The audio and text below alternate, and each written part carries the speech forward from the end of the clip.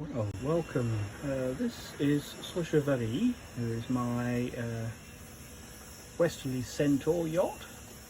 It's coming out of winter now, and well, you know, it's a bit scruffy, a bit green around the gills, as you'd expect. Just been doing a little bit of work changing and upgrading my solar panel to something slightly more powerful. Now if we come in through the hatch, I'm using a strange wide angle lens, hence the distortion. So there we go, the usual glory hole of debris and detritus in the quarter berths. This is the, I can't remember, is it the A layout, where you've got the 4 table that makes into a double. And then we've got the usual galley, just a 2-burner and a grill, and we've got the usual sink. I've got a freshwater electric pump and a foot pump, which I will probably convert to seawater. And here we've got the VHF and the one of 2 sat-nav plotters that I've got. This is the very old Furano that but is useful, and it's the one that's coupled to the radio to give the location for the emergency. And then there's a Garmin unit also that's mounted out in the cockpit. That one probably I will also get rid of. I like the idea of having 2 GPS plotters, but we'll see. And then the other glory hole, as usual, with the dinghy in it. And I bought a wee 12-volt pressure washer, seawater pressure washer, that I can use to pressure wash the anchor as it pulls up. And then we've got some power management here, where you've got the batteries, battery selector. This is a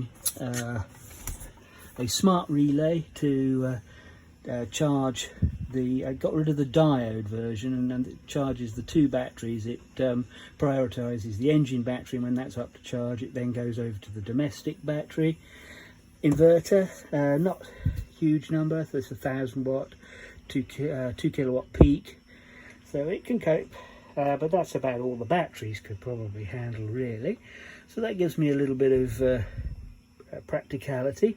There's the master cutout switch, which allows me to isolate the power to all the domestic stuff. I upgraded all the domestic stuff.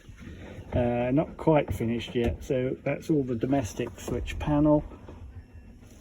And there's here is a power monitor, so that monitors the system voltage and how many amps I'm pulling at any given time. Everything else is pretty normal. That's food in the blue dry container. And then the usual, I've got a partially installed hot air diesel heater, which I think I'm going to reinstall that way, and probably put a heat exchanger on it to try and warm water as well, see if that's a possibility. We've got the carbon monoxide detector and the fuel tank. The fuel tank I'm hoping to move under there. This one drapes slightly. It was one of the old version where the pipe outlet came out the bottom of the tank. Not a very good design, because of course almost impossible to make diesel stay in a system like that. And then the forward V berth area, again lots of clutter in here, just fairly typical. I've got a load of rope, none of it actually particularly useful to what I need, and the usual centaur heads. They're quite practical and functional, but only just. So we can heat this and keep it fairly warm and comfortable. I have tested that, and what's more, it pulls very few. It's only a very small amp pull, I think 0.4 of an amp at the low setting with the lowest power output. Keeps us warm but without draining the batteries overnight. So here we have a